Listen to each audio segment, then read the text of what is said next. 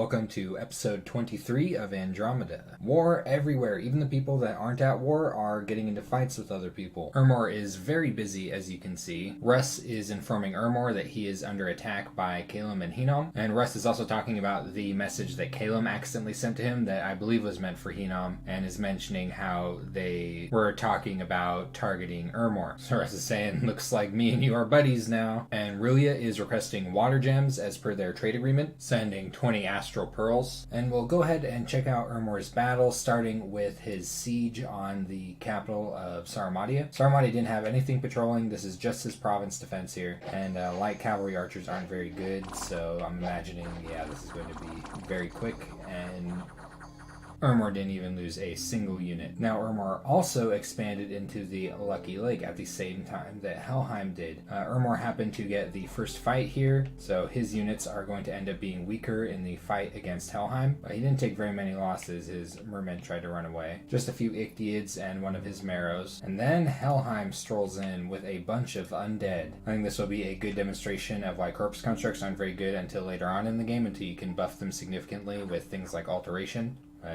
And absolutely annihilated one at a time by these Ichthyeids. Helheim does finish off the last couple of marrows, kills an Ichthyeid, but other than that, doesn't even make a dent in Ermor's army. Pretty good for Ermor, pretty fortunate that he moved here when he did, or else it would have been very confrontational to attempt to take the province. And it is a very good province, 98 gold a turn for Ermor, with Henom's growth scales on it. One of his arcane probings was successful. He's really settling in. He's casting arcane probing on recently conquered territory in Sarmatia's land, an enchanted gate, so an astral pearl a turn. He prophetized one of his archbishops, which turns it into an H4 priest, which allows it to cast fanaticism, which is like Sermon of Courage, but it hits every single friendly unit on the battlefield, so it gives a morale bonus to his units. Really good astral pearl event here in Vlex, and he has bought mercenaries next to Sarmatia's capital to raid Sarmatia's cap circle. Swordsmen moving into Belmar, and a bunch of foul spawn moving into Dragonscale Mountains, led by a freaking elephant. I wonder what the story is behind Stromsa. Him and his buddies riding an elephant surrounded by foul spawn. What the heck happened there? But yeah, he's focusing on the siege here. He's just pinging Nightfall for some reason. Maybe checking the province defense amount or something. The walls are severely damaged, so he should be able to break through within a turn or two. And as usual, with his constant production of units, he has yet another army forming up here on Newland. Already decent-sized one over here on Bogaton. So Ermor really seems to be getting the better of this war, the better of these engagements. Unlike Russ, who did about the same exact thing as Ermor did, but he's being punished severely for it now. So Ermor is setting up to be in a very strong position, very good chance that he's going to have a second capital soon, unless Sarmatia does something crazy, or maybe Helheim intervenes and forces a fight. Really good example of how taking an early war in this game can make you stronger. There's a lot of strategy games where when you fight someone and there are people that aren't fighting, a lot of times that makes you weaker. That makes both people who are fighting weaker. And while that can happen in Dominions, it can also result in something where a player is now much more terrifying because, they're getting more income. I really like that about Dominions. I think there should be an incentive to fight first, and that you shouldn't be punished for being aggressive. Though I also like that you can, be punished for being aggressive. It's just a dynamic enough game that starting a war can have many outcomes. And Sarmatia is, of course, having some problems. He staled last turn, his capital's being sieged. He doesn't have enough gold to pay for all of his units, and he's facing desertions now. He can't recruit anything because his capital's being sieged. He didn't sail this time, though. He's moving his army back, I guess, to make a last stand on Sarmatia. He will reach Conjuration 3 next turn. There's not a whole lot he's getting a hold of here. I suppose he'll get Power of the Spheres for his Inaris. Lesser fire elementals. He does have 2 F2 mages and some fire gems. With enough fire elementals, he might actually be able to do a decent amount of damage to Sarmatia, so long as he scripts properly. It looks like he's half completed with his script here, but I think he's gonna need an angel coming down in a pillar of light to pull him out of this one. And Calum, just like Ermor, is very busy. And this is not good news for Russ if Ermor is telling the truth here. Ermor is actually talking about invading Russ's western territory. So damn, Russ might really be getting the shit end of the stick here in this war. Of course, Sarmatia is covered in shit right now. Atlantis is saying that that he needs water gems, and he's willing to trade earth and fire gems for them to Calum. So trying to get a trade agreement going. And Calum has had a lot of battles with Russ this turn. Absolute mess. Is very normal for wars with Calum. This here is Russ's main army moving up into his territory. He didn't move his mammoth out of the way with his Sastar, but the Lion Tribe Witch Doctor did successfully get away. This is Calum beating the province defense on top of one of Russ's forts, and it's just Russ recapturing territory that Calum raided. These are the more interesting battles here. This is just a small raiding party from Calum against what is actually pretty good province defense, which are Jade Maidens, which something Russ could do with his good bless is consider sticking a priest here among the province defense, maybe even boosting it a little bit to get more Jade Maidens, and then he can bless them, and then this province defense will actually be pretty good. I mean, these are good units too, above average stats in general. Then he's got a Russian wizard here with Swarm, so this could end up being a hurdle for Calum's raid. We will see. Here comes the buggies. The Spirehorn Warriors instantly clean up the Jade Maidens, then do a lot of damage to the Amazons, get rid of the bugs, and now all that's left is a wizard that is asleep. Bonk. So it did do a decent amount of damage to Calum's raiding party, but did not stop it, and Russ lost a wizard. Now, this raid here, however, so what Calum's got going on over here is his Area Seraphine, a heroic one at that, separated way far away from his archers. He doesn't have any melee units here, no Spirehorn Warriors, and these are scripted to fire and keep distance. This is a terrible script for raiding province defense. This is awful. I think maybe he didn't realize that there weren't Spirehorn Warriors here, or maybe he thought it would work, but yeah, this they just keep running from these basic javelin militia, and they get chopped up here. In this version of the battle, his Area Seraphine gets hit by an arrow, never healing wound, almost dies, fatigued out at the moment, but she retreats before being killed. In the actual version of the battle that went down, that did not happen. He lost his Area Seraphine. So a little bit messy, but that really is just how it is when you're Calum. Like, sure, your units fly, but they're just not as good as a lot of ground units. They tend to get scattered pretty easily. But he's continuing with the raiding. I think this is a very important province to raid right here. He really needs to cut Russ off of his income. I think it's actually been very negligent of Calum and Hinnom to not immediately cut Russ off from a huge trail of income that he's getting over here. This is like 200 gold a turn or something at least, I think. I have to check on Russ's turn, which now includes like these provinces up here. Taking this province out will significantly harm Russ, which also shows another flaw in allowing Rilia to have this province here. Something that I didn't immediately think about back when I was thinking of the downsides to letting Rilia have this. I was thinking more about gem income from a swamp, but this also acts as an income trail, and it makes it easier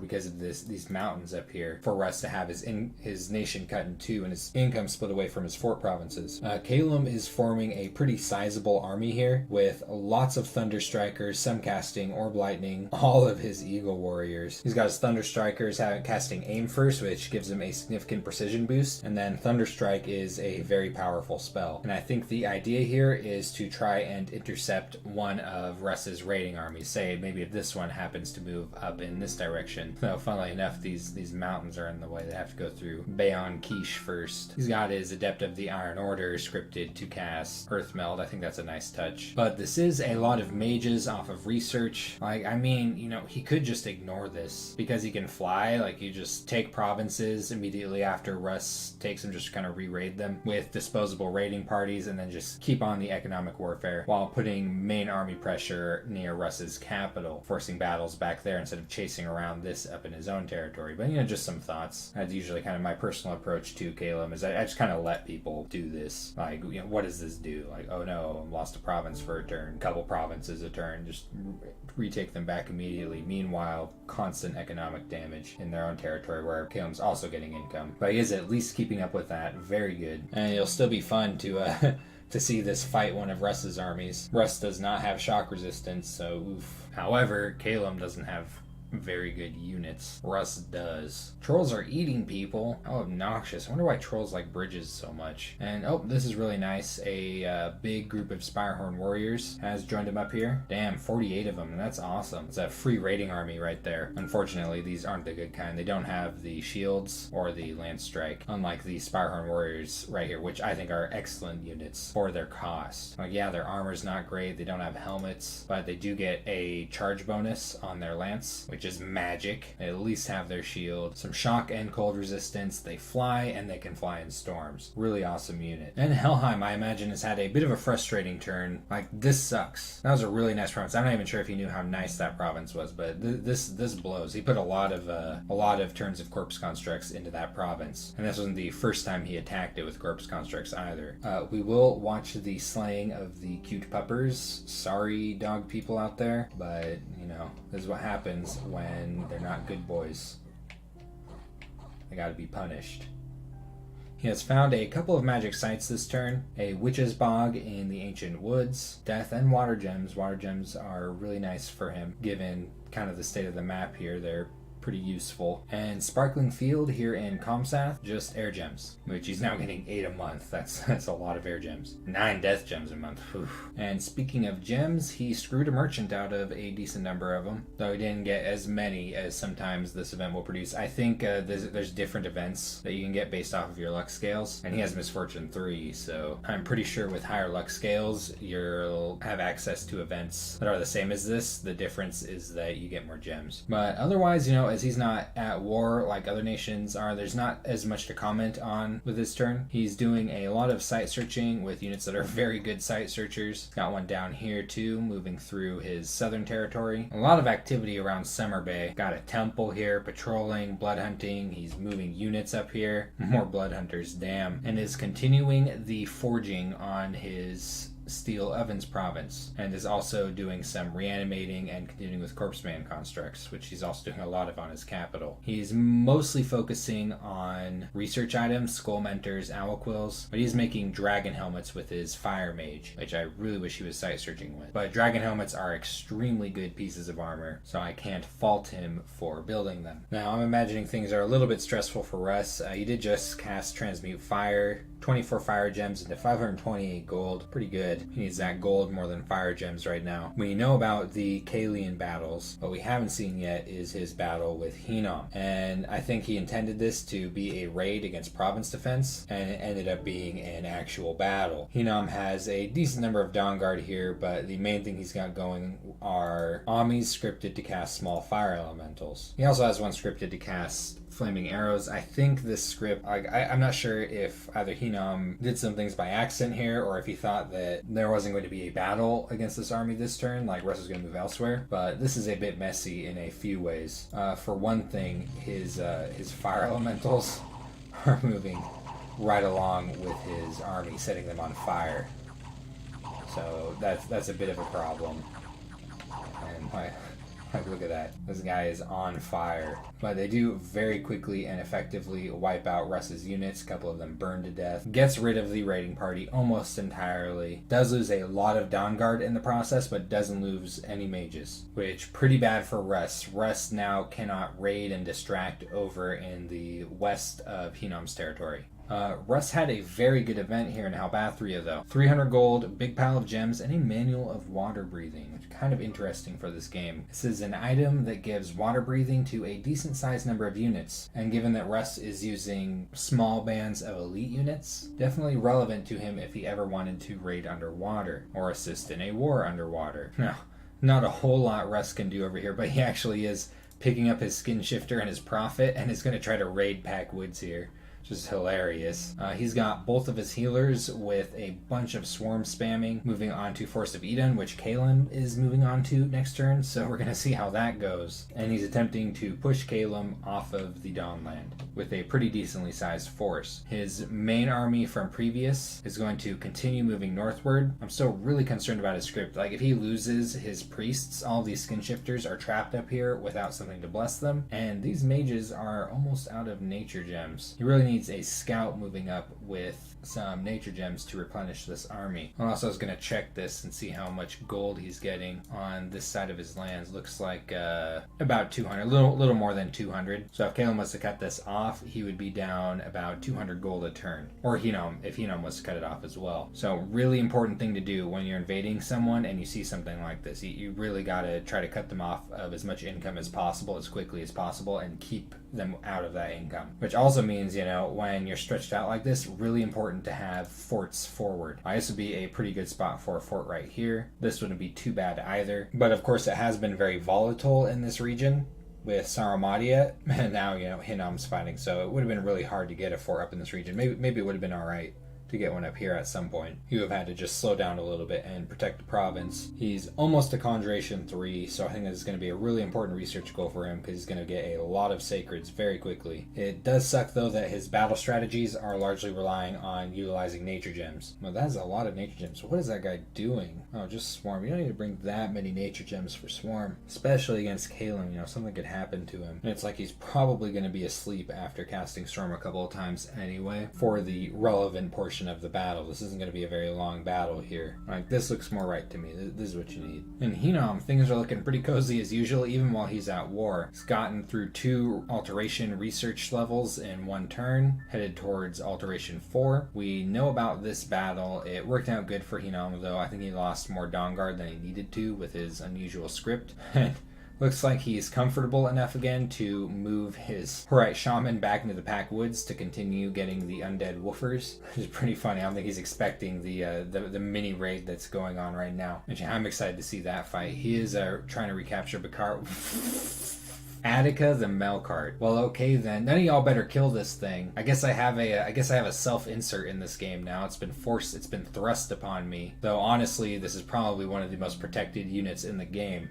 Vine Shield entangles people around whoever is holding it. Mace of Eruption does area of effect fire damage. It's kind of like a miniature firebrand. Full black steel armor, so a lot of protection. Boots of the Messenger gives a significant map move bonus as well as reinvigorates the wearer. Amulet of Breathing does not care about going underwater, which may suggest that he's planning on potentially fighting with her more. And a Ring of Regeneration. So I think this is 7 HP a turn at 69 hit points. Also has Fear 5 and some fire resistance. And is scripted to bless himself, cast Astral Shield. This will paralyze people that are attempting to attack the Melkart, kind of adding to the effect of Vine Shield in a sense, and then just some magic resistance on top of that. So pretty nasty, definitely capable of taking out pretty hefty amounts of province defense by itself. And he's just moving these Dawnguard unassisted by mages into Halbathria, and his mages back into Sonria. His main army is moving down into Dumna, which will mean that Russ is almost certain to be cut off from his income on this side. And he's moving some forces in this direction for some reason. I guess scouting is good enough to know that Russ doesn't really have anything over here. Maybe he is thinking about warring with Ermor. Man, look at all those Pegasus riders. Got 11 of them so far. Oh, he's not keeping up on recruitment with them. A lot of blood hunting in this province. Oh, get a priest up here. The death scales. Oh no. But yeah, really excited to see this Melkart in action. I promise it's not biased because of its name. I really like thugs and super competence. It's probably my favorite part of the game. Honestly, I use thugs and super competence even where I shouldn't, when I shouldn't, and how I shouldn't, just because of how much I like them. It's generally one of my main strategies. And Atlantis has been invaded by Rilia. Rilia has sent this force to siege one of his fort provinces. This is just some province defense. Commander of the PD instantly gets wiped out, and they're just getting hit by mine burn from across the entire battlefield. Going to be a huge pain in the ass to deal with before any units even get into melee range. So he is under siege now, though really his sieging force is not very big. I guess he's not entirely confident with this army against all of Rilia's mages, and he's turning it around, I suppose, to reinforce it with a turn or two recruitment of Deep Wind Spearmen from these 2 forts right here, which, yeah, is going to be really important to keep all of the mine blasts and theft of life and all that bullshit off of his mages. But yeah, there's really not a lot to say about this turn. This is very simple what's happening here. Atlantis has a problem, and he's going back to his capital to pick up some stuff to try and deal with it. Here's something I will say, though. Claim this throne! Look at your dominion, and look at your scales. Like, Please, you need to spread these scales as much as possible on your provinces. Look, there's 2 enemy dominion candles here. This is the throne of bureaucracy. Like, sure, you lose a bit of gold. You have gold. You'll get more gold from spreading your scales and having nice things, like all this growth. Look at this. Please claim the throne. And Rilia received a message from Atlantis. So be it. It is war. Once again, a failed casting of Voice of Tiamat. That's a bummer. We know about the successful siege, though there wasn't a lot in the way of it. Ugh. Oh man, diarrhea's got to be extra gross when your militia is underwater. What does that look like? His militia is just sitting in this brown cloud, like, oh, they just leave. He's moving a bunch of Lobo Guard toward the besieged province, and he's continuing with his train of slave princes. This is just so crazy to me. I really like this, actually. Like, I mean, I'll just say it. Like, this isn't good. These are way too expensive. These things cost 80 gold a piece. Like, these are better. These are really good. And they only cost 50 gold. He could get 8 of these with that amount of gold. These are solid units right here. There's nothing wrong with these units. He could get 9 of these. These are also very nice units. Though their morale could use some help. Even just a couple of Gibboleths would be better. But I like it because, I don't know, it's different. I like seeing things that I've never seen before, and I've never seen this before. He has a lot of slave princes. They just keep coming. Even prophetized one. But kind of like Atlantis, there's not a whole lot to say about this turn. He's almost at Thaumaturgy 3. There's not really picking up anything important from it. I think his idea was maybe preparing for Mind Vessel, but that will presume that he wins the war, and then he's going into some construction. So that has been turn 24 of Andromeda. Things got really messy really fast in this game, and I expect they're going to be messy for a really long time. I will see you in the next episode.